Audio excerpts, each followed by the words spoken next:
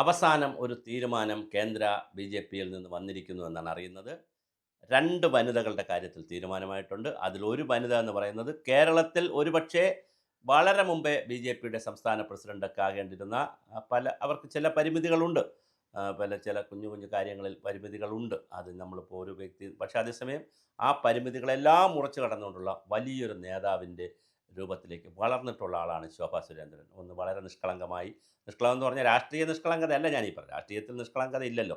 അല്ലാതെ കുറേ കൂടി സത്യസന്ധമായി സുതാര്യമായി കാര്യങ്ങൾ കൈകാര്യം ചെയ്യുന്ന ഒരു വനിതയാണ്. ധാരാളം അവർ ഉയർത്തിക്കൊണ്ടുവരുന്ന ഡേറ്റ വിവരങ്ങളൊക്കെ കുറേ കൂടി ആധികാരികമാണ്. കഴിഞ്ഞ ദിവസം തന്നെ 4 കോടി രൂപ 4 കോടിയാണോ 40 കോടിയാണോ രൂപ 4 കോടിയാണെന്ന് തോന്നുന്നു വാങ്ങിക്കൊണ്ട് കേരളത്തിലെ ഹോസ്പിറ്റലുകൾ സ്വകാര്യ മേഖലയെ വളർത്തുന്നതും കേരളത്തിലെ പല ഹോസ്പിറ്റലുകളിലും വിദേശ രാജ്യങ്ങളുടെ വിദേശ മുതലാളിമാരുടെ പങ്കാളിത്തമുള്ള കഥകളൊക്കെ അവർ പുറത്തു കൊണ്ടുവന്നു. അത് തോമസ് ഐസക്കിനെ പോലുള്ളവർ എതിർത്തു, അത് വേറെ കഥ. പക്ഷേ എങ്കിലും അതെല്ലാം ഇവിടെ അന്തരീക്ഷത്തിൽ നിൽപ്പുണ്ട്. ഇതൊക്കെ അന്വേഷണം നടക്കേണ്ട വിഷയങ്ങളുമാണ്. പക്ഷേ നിർഭാഗ്യവശാൽ അന്വേഷണവും നടക്കത്തില്ല. ഭരണപക്ഷവും പ്രതിപക്ഷവും എല്ലാം ഇതിനകത്ത് പങ്കാളികളായിരിക്കും, ബിനാമികളായിരിക്കും. അതുകൊണ്ട് ഒരു അന്വേഷണവും നടക്കാൻ പോകുന്നില്ല. അത് ചിലപ്പോൾ ബി.ജെ.പിയുടെ ആളുകൾ അതിനകത്ത് കാണും. അതുകൊണ്ട് അത് വേറെ വിഷയമാണ്. എന്തായാലും പാലക്കാടേക്ക് ശോഭാ സുരേന്ദ്രൻ്റെ പേരാണ് വച്ചിരിക്കുന്നത്. ശോഭാ സുരേന്ദ്രൻ ഒരുപക്ഷേ കെ സുരേന്ദ്രനേക്കാളും അല്ലെങ്കിൽ കേരളത്തിൽ ഇന്ന് രാജീവ് ചന്ദ്രശേഖരനേക്കാളും ഒക്കെ ജനങ്ങളെ മൊബിലൈസ് ചെയ്യാൻ കഴിയുന്ന ക്രൗഡ് പുള്ളറാണ്, മാസ് പുള്ളറാണ്. ക്രൗഡ് പുള്ളർമാരെ മാസ് പുള്ളർമാരും രാഷ്ട്രീയ നേതാക്കളുടെ തലപ്പത്ത് വരുന്ന കാലം കഴിഞ്ഞു. അങ്ങനെയും ടെക്നോക്രാറ്റുകളും മറ്റുള്ളവരൊക്കെ വരികയാണ്. തീർച്ചയായിട്ടും ശോഭാ സുരേന്ദ്രൻ പാലക്കാട് മത്സരിച്ചാൽ എന്താണ് സംഭവിക്കുക? 2-3 കാര്യങ്ങൾ. ഒന്ന്, കോൺഗ്രസ്സിന് തളർച്ചയുണ്ടവിടെ. രാഹുൽ മാങ്കൂട്ടത്തിന് ഇനി മത്സരിക്കാൻ കഴിയില്ല കോൺഗ്രസ് വഴി. അഥവാ മത്സരിച്ചാലും സ്വതന്ത്രനായിട്ടായിരിക്കും മത്സരിക്കുക. അത് ക്ലച്ച് പിടിക്കുന്ന കാര്യമില്ല.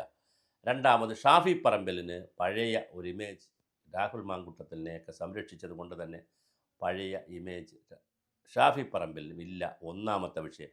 രണ്ടാമത്തെ വിഷയം, വി.ഡി. സതീശൻ്റെ നേതൃത്വത്തിൽ ഷാഫിയെ വെട്ടാൻ തീരുമാനിച്ചിട്ടുണ്ട്.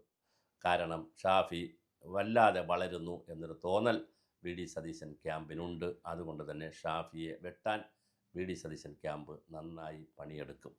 അത് ഒരു വിഷയമായിട്ടുണ്ട്.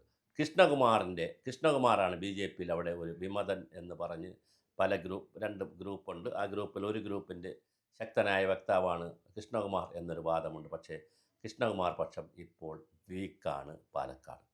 ശിവരാജൻ എന്ന് പറയുന്ന RSS സംഘപരിവാറിൻ്റെയും നിരവധി വർഷങ്ങളായി പാലക്കാട് നഗരസഭയിൽ കൗൺസിലറുമായിരുന്ന ശിവരാജൻ ഇന്നവിടെ ജീവിച്ചിരിക്കുന്ന ഏറ്റവും സീനിയറായിട്ടുള്ള സംഘപരിവാറിൻ്റെ നേതാവാണ്.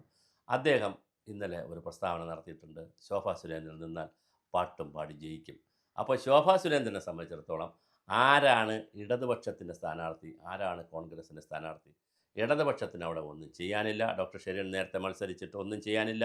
അപ്പോൾ നല്ല മത്സരം നടന്നത് കൃഷ്ണകുമാറും പിന്നെ രാഹുൽ മാങ്കൂട്ടത്തിലും തമ്മിലാണ്. സന്ദീപ് വാര്യർ ബി.ജെ.പിയിൽ നിന്ന് പോയത് ഒരു ക്ഷീണം ഉണ്ടാക്കില്ല എന്ന് പറയാൻ കഴിയില്ല പാലക്കാട്. കാരണം അദ്ദേഹം പാലക്കാടുമായി നല്ല ബന്ധം ഉള്ളൊരു നേതാവാണ്. ഗ്രാസ് റൂട്ട് ലെവലിൽ അദ്ദേഹത്തിന് കുറച്ച് ആരാധകരൊക്കെ ഉണ്ട്. അതുകൊണ്ട് അദ്ദേഹം അവിടെ ഉപദ്രവിക്കും ഇല്ല എന്ന് നമുക്ക് പറയാൻ കഴിയത്തില്ല. പക്ഷേ അദ്ദേഹം മത്സരിച്ചാൽ, സന്ദീപ് വാര്യർ മത്സരിച്ചാൽ ക്ലച്ച് പിടിക്കത്തില്ല, അദ്ദേഹത്തിന് ബുദ്ധിമുട്ട് വരും. അപ്പോൾ CPM-ൽ ആരാണ് മത്സരിക്കുക? ആര് മത്സരിച്ചാലും പാലക്കാട് CPM-ന് ഒന്നും ചെയ്യാനില്ല. ഇനി ആണ് അടുത്ത ടെസ്റ്റ്. കേരളത്തിൽ ഒരു 10 മണ്ഡലങ്ങളിലെങ്കിലും എണ്ണിപ്പറയാവുന്ന 10 മണ്ഡലങ്ങൾ, നേമം, വട്ടിയൂർക്കാവ്, കഴക്കൂട്ടം, കാട്ടാക്കട, തിരുവനന്തപുരം സെൻട്രൽ, അങ്ങനെ തിരുവനന്തപുരത്ത് തന്നെ 5 എണ്ണം. പിന്നെ അത് കഴിഞ്ഞാൽ വടക്കോട്ട് പോകുമ്പോൾ പിന്നെ നമ്മുടെ ചാത്തന്നൂർ കൊല്ലം ജില്ലയിൽ, ഷോൺ ജോർജിൻ്റെ പാല, പൂഞ്ഞാറിൽ PC ജോർജ് മത്സരിക്കുകയാണെങ്കിൽ പൂഞ്ഞാർ, അതുപോലെ തന്നെ പിന്നെ തൃശ്ശൂർ, പാലക്കാട്, മഞ്ചേശ്വരം തുടങ്ങിയ ഒരു 8-10 മണ്ഡലങ്ങളിൽ BJP ജയിച്ചാലും ഒരത്ഭുതവുമില്ല. അങ്ങനെ ജയിക്കുകയാണെങ്കിൽ അതിൽ പാലക്കാടും വരുന്നുണ്ട്. അങ്ങനെ ജയിക്കുന്നതിൽ ചില അന്തർധാരകൾ വന്നാലും അത്ഭുതമില്ല. ആ അന്തർധാര ആരുമായിട്ടാണെന്നുള്ളത് നമ്മൾക്ക് ചില സൂചനകൾ കിട്ടിയിട്ടുണ്ട്. വരുന്ന ദിവസങ്ങളിൽ നമുക്ക് പുറത്തുവിടാം എക്സ്ക്ലൂസീവായിട്ട്. ഇപ്പോൾ നമ്മളത് പുറത്തുവിടുന്നില്ല. ഇപ്പോൾ ഇത് മാത്രം സൂചിപ്പിക്കുന്നു. 10 സീറ്റെങ്കിലും, 5 മുതൽ 10 സീറ്റ് വരെ BJP നേടാം. UDF അധികാരത്തിൽ വരാൻ സാധ്യതയാണ് ഇപ്പോഴും കാണുന്നത്. 75-നും 80-നും ഇടയ്ക്ക് സീറ്റിലോടുകൂടി UDF ഒരുപക്ഷെ അധികാരത്തിൽ വന്നേക്കാം. തൊട്ട് പിറകിൽ തന്നെ ആരുണ്ട്? LDF ഉണ്ട്. പഞ്ചായത്ത് തെരഞ്ഞെടുപ്പിൽ ഏറ്റവും കൂടുതൽ സീറ്റ് നേടിയത് UDF ആണെങ്കിലും ഏറ്റവും കൂടുതൽ വോട്ട് നേടിയത് LDF ആണ്.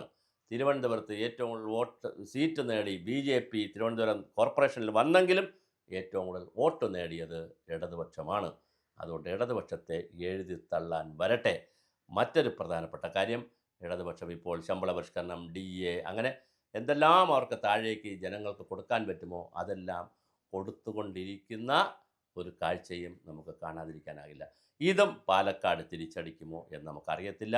എന്തായാലും പക്ഷേ ശോഭാ സുരേന്ദ്രൻ്റെ സ്ഥാനാർത്ഥിത്വം പാലക്കാട് വളരെ വലിയ മാറ്റമുണ്ടാക്കും. ഇനി 40,000-ലധികം വോട്ട് നേരത്തെ പിടിച്ചിട്ടുമുണ്ട്. ഇനി മറ്റൊരു പ്രധാനപ്പെട്ട കാര്യം, ശോഭാ സുരേന്ദ്രന് എത്ര മണ്ഡലങ്ങളാണ്? തിരുവനന്തപുരം വട്ടിയൂർക്കാവ്, കായംകുളം, ഹരിപ്പാട്, ചേർത്തല, ആലപ്പുഴ, തൃശ്ശൂർ തുടങ്ങിയ നിരവധി മണ്ഡലങ്ങളിൽ, ഒല്ലൂർ അടക്കമുള്ള നിരവധി മണ്ഡലങ്ങളിൽ ഇവരുടെ പേര്, ശോഭാ സുരേന്ദ്രൻ്റെ പേര് പറഞ്ഞെങ്കിലും ഏറ്റവും അവസാനം അവിടെ അടിച്ചിരിക്കുന്നത് പാലക്കാടേക്കാണ്. അവർ പാലക്കാടേക്ക്, തിരുവനന്തപുരത്താണ് ഇപ്പോൾ താമസിക്കുന്നത് ഈ BJPയുടെ സംസ്ഥാന നേതാവ് എന്നുള്ള നിലയിൽ. ഇപ്പോൾ അവർ പാലക്കാടേക്ക് പോയിട്ടുണ്ട്. ഇന്ന് മുതൽ അവർ പാലക്കാട് ഉണ്ടാകും. പാലക്കാട് അവർ ഇളക്കി മറിക്കാൻ അവർക്ക് കഴിയും. കാരണം അവർക്ക് വലിയ സംഘടനാ ബലവും വലിയ ആൾബലവും ആരാധക വൃന്ദവുമുള്ള ഒരു സ്ഥലമാണ് പാലക്കാട്. അതിനെ അവർക്ക് ക്യാഷ് ചെയ്യാൻ പറ്റിയാൽ തീർച്ചയായിട്ടും, പിന്നെ കണ്ണാടി പോലുള്ള പല പഞ്ചായത്തുകളിലും മുസ്ലിം മെജോറിറ്റിയുള്ള പഞ്ചായത്തുകളുണ്ട്. അവരെ കൂടി വിശ്വാസത്തിലെടുക്കണം. പക്ഷേ ആ മുസ്ലിം കമ്മ്യൂണിറ്റിയിലെ സ്ത്രീകളുടെ ഇടയിലൊക്കെ ഒരു പേര് ശോഭാ സുരേന്ദ്രനുണ്ട്. അവരുടെ ഈ പ്രവർത്തികളും അവർ സമൂഹത്തിൽ കാണിക്കുന്ന ഈ കാരുണ്യ പ്രവർത്തികളും എല്ലാം, അവരുടെ ഈ നിശബ്ദരായവരുടെയും അല്ലെങ്കിൽ പാവപ്പെട്ടവരോടുള്ള ഒരു സമീപനമൊക്കെ ശോഭയ്ക്ക് കേരള രാഷ്ട്രീയത്തിൽ ഒരു ഇടം കൊടുത്തിട്ടുണ്ട്. മറ്റ് പുരുഷ നേതാക്കളെക്കാൾ ഉയർന്ന തലത്തിൽ ശോഭാ സുരേന്ദ്രന് ഒരു സ്ഥാനം കേരള രാഷ്ട്രീയത്തിലുണ്ട്. അതുകൊണ്ട് തന്നെ ശോഭ ജയിക്കുവാനുള്ള സാധ്യത നമുക്ക് അങ്ങനെ എഴുതി തള്ളാൻ പറ്റില്ല. ശോഭ ജയിക്കാനാണ് ഏറ്റവും കൂടുതൽ സാധ്യതയുള്ളത്. കാരണം രണ്ടും ഇപ്പുറത്ത് വീക്കായതുകൊണ്ടാണ്. കോൺഗ്രസ് വീക്കാണ്. അതേസമയം രാഹുൽ മാങ്കൂട്ടത്തിൽ തന്നെ ഈ തെമ്മാടിത്തരവും കുഴപ്പമൊന്നും കാണിക്കാതെ വീണ്ടും അവിടെ മത്സരിച്ചിരുന്നെങ്കിൽ അതിശക്തമായ ഒരു മത്സരമായി മാറുമായിരുന്നു. ചിലപ്പോൾ രാഹുൽ മാങ്കൂട്ടത്തിൽ ജയിക്കുകയും ചെയ്യുമായിരുന്നു. പക്ഷേ അതിനുള്ള സാധ്യത ഇപ്പോൾ കാണുന്നില്ല. കോൺഗ്രസ് അവിടെ തളർന്നിട്ടുണ്ട്. CPM പണ്ടേ തളർച്ചയിലാണ്. അതുകൊണ്ട് ആ തളർച്ചകളെ ഗ്രൂപ്പ് രാഷ്ട്രീയത്തിൻ്റെ അതിപ്രസരത്തെ ഓവർടേക്ക് ചെയ്യാൻ കഴിഞ്ഞാൽ, പാലക്കാട് ഗ്രൂപ്പ് രാഷ്ട്രീയത്തിൻ്റെ അതിപ്രസരത്തെ ഓവർടേക്ക് ചെയ്യാൻ കഴിഞ്ഞാൽ, കൃഷ്ണകുമാർ അടക്കമുള്ള ആളുകൾ ശോഭാ സുരേന്ദ്രനെ പർപ്പസായി തോൽപ്പിക്കാതിരുന്നാൽ, ആ വിഭാഗത്തിൻ്റെ ആളുകൾ പർപ്പസായി തോൽപ്പിക്കാതിരുന്നാൽ, ഗ്രൂപ്പ് രാഷ്ട്രീയം കളിക്കാതിരുന്നാൽ, സംഘപരിവാറും BJPയും എല്ലാം ഒരേ സ്വരത്തിൽ പ്രവർത്തിച്ചാൽ തീർച്ചയായിട്ടും ശോഭാ സുരേന്ദ്രൻ്റെ വിജയം കാണാം. അങ്ങനെയാണെങ്കിൽ ഒരു പെൺസിംഹം കേരള അസംബ്ലിയിലും ഉണ്ടാകും.